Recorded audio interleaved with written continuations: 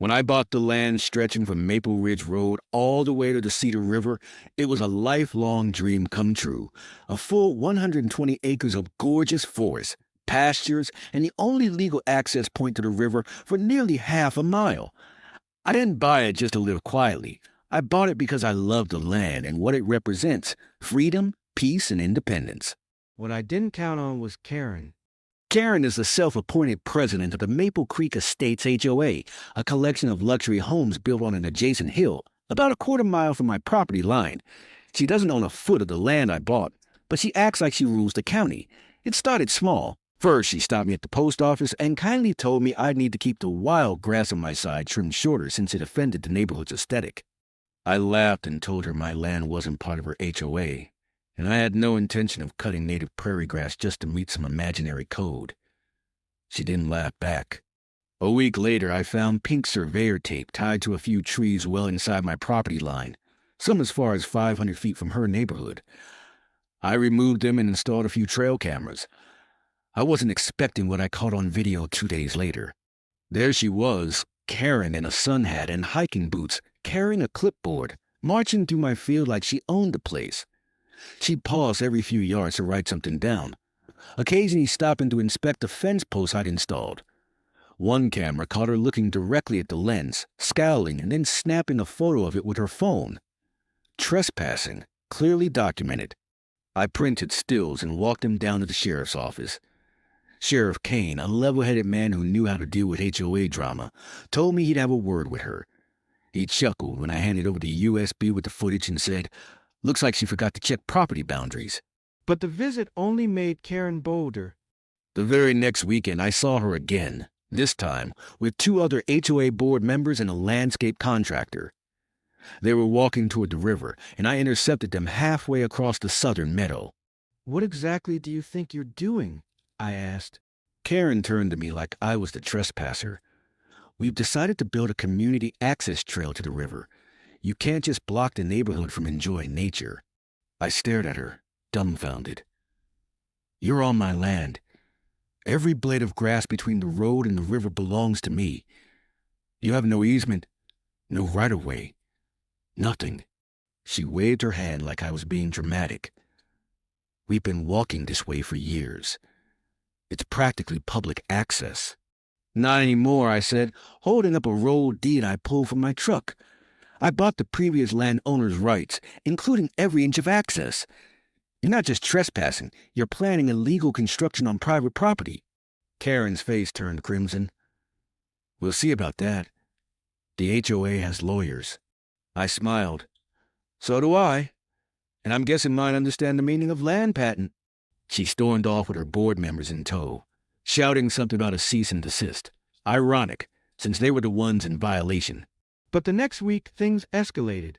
I came home to find a bulldozer parked inside my gate, fence smashed open, and a 12-foot wide trail carved through my lower pasture, heading straight toward the riverbank. A freshly planted future site of Maple Creek Nature Walk, funded by HOA sign, was staked into the ground. That's when I stopped playing nice. The sight of that bulldozer sitting on my land like it belonged there was all the push I needed. I took pictures of the damage, the sign, the tire tracks, everything. I called Sheriff Kane immediately, who arrived less than 30 minutes later. His jaw clenched as he examined the wrecked fence and gouged trail. "They did this today?" he asked. "Within the last 4 hours," I replied. "And they left their calling card." I pointed to the HOA-funded Nature Walk sign. Kane sighed, then radioed dispatch. "Get code enforcement and a tow truck out here. We've got unauthorized land clearing and heavy equipment trespassing. And tell them to bring bolt cutters. Someone's about to get a rude awakening." By sundown, the bulldozer was chained to the back of a flatbed truck. Sheriff Kane handed me the incident report and confirmed that criminal trespassing charges would be filed against the HOA president, Karen, and anyone else involved. But I wasn't done. I went straight to my lawyer with the evidence and had him file for civil damages, environmental restoration costs, and an emergency injunction preventing anyone from the OVIL from stepping foot onto my land again. Not only was it granted, but the judge, a no-nonsense type who hated HOA overreach, ordered a restraining order against Karen personally. The sheriff served her the papers at the next HOA board meeting, which just so happened to be held in her backyard. From what I heard, the look on her face was priceless. But here's the twist that really made this satisfying. See, when I bought the property, I didn't just acquire the land. I bought the water rights and exclusive recreational access to the entire stretch of the river that bordered my acreage.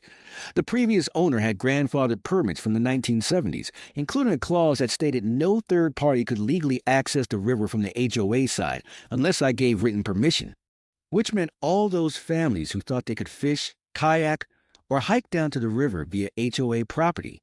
So, with the help of a local law firm and a professional surveyor, I put up signs, cameras, and even a few live streaming motion alerts tied directly to the sheriff's department system. I also built a proper, locked access gate, tall, reinforced, and monitored 24/7. Every time someone climbed the fence or cut through brush, law enforcement showed up. The cherry on top? Karen tried to rally the neighborhood to sue me for cutting off their historic river access, but at the town hall hearing, the judge, the same one who issued the injunction, pulled out the deed map and water rights paperwork I'd submitted. He looked Karen straight in the eye and said, "You have no legal claim to this land, this trail, or this river. You're lucky the landowner hasn't filed for punitive damages. Yet."